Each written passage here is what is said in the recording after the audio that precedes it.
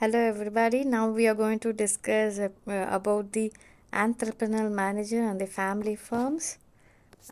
Previously we have discussed about the key components of entrepreneurship manager, that what all qualities he should possess to become a successful entrepreneur.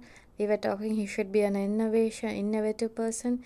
He should handle risk, and he should be very proactive to take risk, and he should be very proactive, active, acting proactively. Then we were talking he should be more a visionary person. He should be very strategic in framing his visions. He should be resourceful, and he should have a very good network in and around for making his business successful. Then we were talking that he should be more adaptive and flexible in his path to to become a successful entrepreneur, and he should be very custom oriented. So we were talking about the entrepreneurship manager, who's the person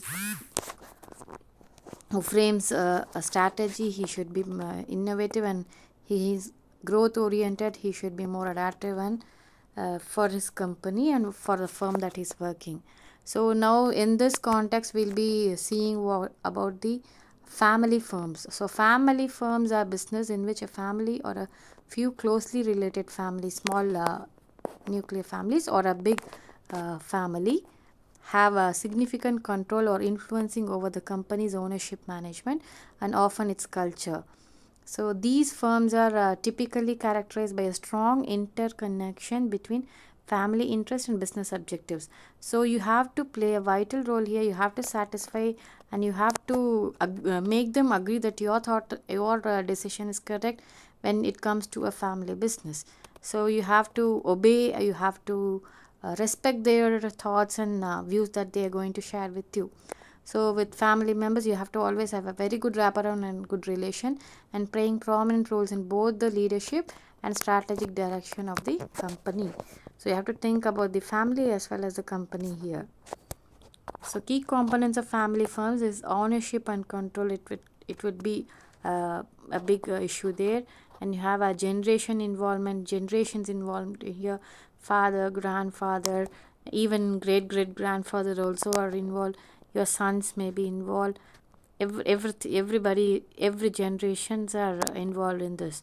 And values and culture, you have to understand the values and importance of relationship. You have to obey the culture that they follow in an organization or running up their past business. So long term perspectives, governance and succession challenge, and resource sharing and loyalty. So if you play a vital role, you're going to be the next succession. So all even succession planning also comes to a great issue here. So advantage of family firms are, you have a stability and commitment, who in the sense we could say that they are very experienced in the business, and they will be guiding you in each and every situation than the new starter or an entrepreneur who's very vague about the what the product he's going to launch, or the business he's going to do. So you have moral support here. So you have a stability to stand withhold very steadily. So when we talk about the next point, value driven culture, you have a tradition. They have framed a very good next to next tradition and everything, where you have a value driven culture. They follow a culture and virtues and everything. So you have a very good good ethics that they follow from the previous to the current generation and situation of the organization. Flexibility and speed in decision making. So you have all the previous records. So whenever a sudden situation happens, you have a previous records that which you can undergo it, and you could make a quick decision that could opt the situation. So you have a very good resilience also here. So challenges of family firms is succession planning. When there's two sons in a family, so whose son is going to be the next CEO, next owner, all these plays a very important role. So succession planning is a very tedious decision that has to be taken. Then conflicts of interest. So some may be much more interested, and he couldn't participate frequently in the organization. Some are not interested that much. and but they are is to the you have to handle such people also in your organization, make him work. So all these things happens. So nepotism of risk. So you can't be very narrow minded as a Napoleon and other military rule will not work here. So balancing family and business interests. So you have to balance family relationship. So that is you have to solve all the quarrels and other things. You have to bring the non-interested person also to your level by sweet and calm and polite, means an affectionate way, that you have to make him also to work together. So business interest, you have to create a business interest within you, and you have to help him out also, him or her also, to work along with you. So types of family business, there are founder lead business for family firms. So business still lead by founder or the head of the family. Multiple generation firms, so business that have been passed through.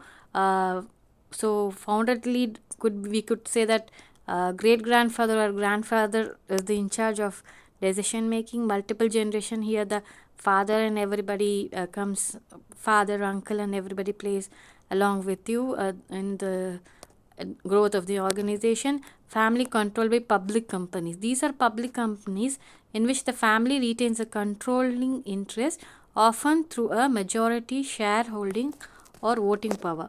So in companies like big companies, actually this was first triggered by Reliance, where they gave out the shares for 10 rupees for their community and their people, and they started to raising fund, much more funds, and they brought the business into the next level. So family control by public companies is also a much profitable, and you have to share your profits with these shareholders. So this is all about family firms. What best defines a family firm? When we have a question triggered like this, what could be the answer that we could answer?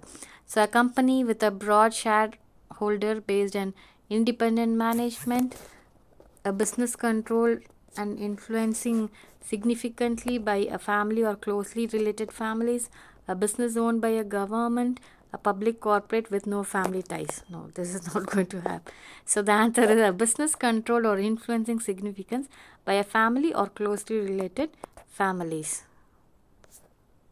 So when we conclude with that, a family firm plays a significant role in economies worldwide, around accounting for a large portion of business, especially in emerging economies. These unique strengths and challenges distinguish them from non-family business, thus making them a crucial and influencing business type in both local and global market.